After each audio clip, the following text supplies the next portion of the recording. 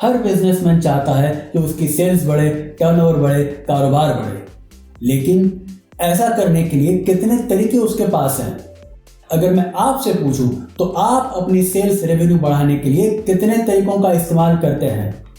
इस वीडियो में आज हम जानेंगे 4 ऐसे प्रमुख तरीके कि जिनकी हेल्प से आप अपनी सेल्स रेवेन्यू बढ़ा सकते हैं। तो देर किस बात की, बने रहिए मेरे साथ अपने पूरे अटेंशन के साथ। हेलो एंटरप्रेन्योर, मैं हूं आपका होस्ट विनीत ओझा।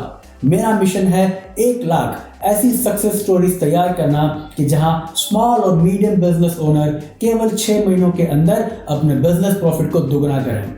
मैं चाहता हूं आप भी इस मिशन में मेरा साथ दें और अपना बिजनेस प्रॉफिट 6 महीने में डबल करें। शुरू करते हैं आज की लर्निंग। आज का विषय है 4 ऐसे प्रमुख तरीके कि जिनकी हेल्प से आप अपनी सेल्स की रेवेन्यू बढ़ा सकते हैं। सबसे पहला और सबसे आसान तरीका जो सबके दिमाग में आता है वो है प्राइस बढ़ाना, सेलिंग प्राइस बढ़ाना। मान लीजिए कि आपके पास 500 कस्टमर हैं जो आपसे खरीदारी करते हैं और आप 100 रुपए में एक चीज को बेचते हैं, तो कुल मिला के आपकी सेल्स रेवेन्यू हुई 50,000 रुपए। अब आप 100 रुपए की जगह प्राइस बढ़ाकर 120 रुपए कर देते हैं, तो उन्हीं 500 कस्टमर से अब आपको मिलेंगे 60,000 रुपए। दूसरे शब्दों में कहें तो 50,000 पर आपने 10,000 बढ़ा लिए, मतलब कि 20% अपनी सेल्स रेवेन्यू बढ़ा ली। दूसरा तरीका है आपके नंबर ऑफ कस्टमर्स को बढ़ाना। हमारे एग्जाम्पल को हम कंटिन्यू करें तो आपके पास 500 कस्टमर्स हैं जो आपके पास से खरीदारी करते हैं। आपको इस 500 के फिगर को बढ़ाना है।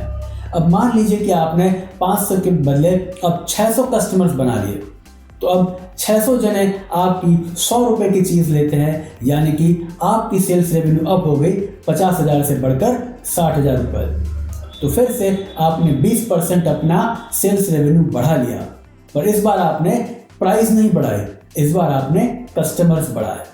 ये है वो 2 आसान तरीके जो अमूमन लोग इस्तेमाल करते हैं। लेकिन आप अगर ये सोचते हो कि भैया नंबर ऑफ कस्टमर्स बढ़ा तो ले, पर मेरा स्टाफ है कि वो ऐसा काम करता ही नहीं है, वो कस्टमर्स बढ़ाता ही नहीं है, तो ठीक आपके लिए मैंने तैयार की है एक फ्री PDF गाइड। लिंक मैं डिस्क्रिप्शन में दे रहा हूं, क्लिक करें, उसे डाउनलोड करें और उसे इंप्लीमेंट करके आपके स्टाफ की समस्या का समाधान करें। बढ़ते हैं हमारे अगले 2 तरीकों की ओर। तीसरा तरीका है कि आप एवरेज कस्टमर ट्रांजैक्शन वैल्यू को बढ़ाएं। यानी कि मान लीजिए कि एक कस्टमर एक बारी में आपसे 100 रुपए की खरीदारी करता है। अब आप देखें कि ये 100 रुपए के बजाय आपसे 110, 120, 150, 200 की खरीदारी करे। मतलब हर बार जब वो आपसे माल लेता है तब कुछ न कुछ ज्यादा कीमत का माल वो आपसे अब लेना शुरू करे। तो हर बार जब एवरेज ट्रांजैक्शन वैल्यू बढ़ेगी तो कुल मिला के आपकी सेल्स रेवेन्यू भी बढ़ेगी। बहुत कम व्यापारी इस पर ध्यान देते हैं, या बहुत कम SME ओनर्स हैं जो इस पर फोकस्ड रहते हैं। इसके लिए आपको बहुत सारे तरीके अपनाने पड़ेंगे। सबसे पहली बात तो आपके पास पोर्टफोलियो होना चाहिए प्रोडक्ट का, ताकि एक कस्टमर ज्यादा से ज्यादा चीजें आपसे ले सके। चौथा तरीका है रिपीट सेल्स बढ़ाना।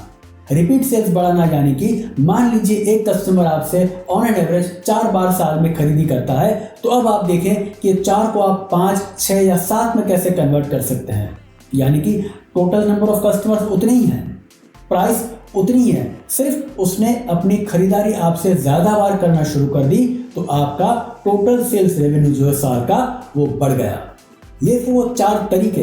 अगर मैं समअप कर दूं तो सबसे पहला तरीका था कि आप अपनी प्राइस बढ़ा दें। दूसरा तरीका था कि आप नंबर ऑफ कस्टमर्स बढ़ा दें। तीसरा तरीका था कि आप एवरेज ट्रांजैक्शन वैल्यू बढ़ा दें। और चौथा तरीका था कि आप रिपीट सेल्स बढ़ा दें। उम्मीद करता हूं ये वीडियो आपको बेहद पसंद आया होगा। जैसा कि आप जानते हैं कि मैं इस चैनल में ऐसे ही यूजफुल और इन्फॉर्मेटिव वीडियोस शेयर करता रहता हूं, तो आपकी लर्निंग जारी रखने के लिए इस वीडियो को सब्सक्राइब करना ना भूलें। और आपको ये वीडियो पसंद आया हो तो इसे लाइक करें, औरों के साथ भी शेयर करें।